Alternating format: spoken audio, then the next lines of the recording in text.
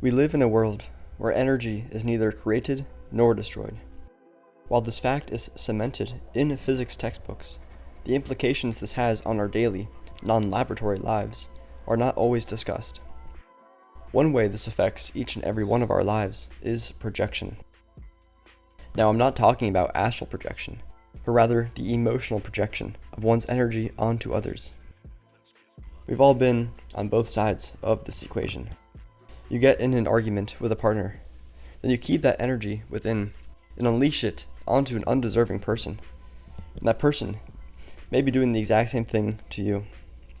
The way to handle this projection of others is with love. Recognize that whatever others are doing to you, you better believe that you do the exact same thing back to them. There's no need for a holier-than-thou mindset paired with judgment or hard feelings. There's no escaping this idea that each and every one of us projects onto others. So if others are projecting their anger, their fear, or emotion of any kind, then go within and find where that emotion lies dormant or maybe active within yourself. Leaning towards judgment, any discontent, the deceit, or any emotions like that is only going to multiply the problem. So recognize that others are not perfect, but it is their imperfection that we must learn from. So we recognize that polarizing feelings arise sharply due to external people, environments, circumstances, and information. And with that, people suppress their emotions. Then, in comes you, waltzing in with your big smile, and you become a sponge, receiving all that the other person has bottled up. And then tomorrow, the exact same scenario is likely to happen again, but this time the roles may be switched. So how can we break this cycle of projecting one's disharmonious thoughts, feelings, and emotions onto unsuspecting victims? Well, first, let's focus on what to do when others are projecting onto you. In this moment, you must seek to understand, not be understood. Remain open-minded, pose no attachment to an expectation of an outcome, and simply enjoy the present moment and set the tone that you wish others to follow.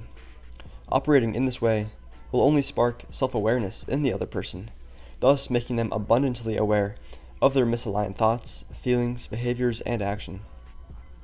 The goal is to indirectly facilitate their recognition of the stark contrast between how you are operating and how they are living, reactive to their emotional states. So I challenge you to live proactively as the example that you wish others to embody.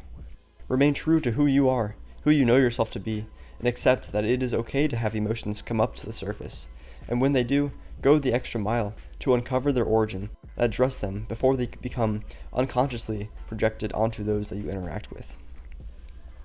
So to summarize, the cycle is as follows. A catalyst in the form of a person, circumstance, information, or environment affects a person. This person stores this emotional weight within and carries on about their day.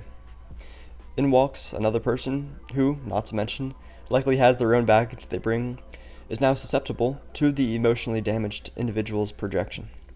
And they project as a way to deal with this pent-up energy. Now this person is affected by this emotional projection, and they turn around to interact with someone else, who is now on the receiving end of yet another projection. So let's break the cycle once and for all. Uncover your own thoughts and desires, and do what needs to be done for the betterment of the relationship, so that when the situation is swapped, and you are the one that is living in a reactive state of mind, then you will be aware of how you're feeling and how these feelings are dictating your actions. And with that, you will change how you operate in this world, while also inspiring others to do the same. And that, my friends, family, and fellow human beings, is how you handle the projection of others. Operate with unwavering love, joy, honesty, integrity, respect, courage, and compassion, and all will work out. Thank you, thank you, thank you.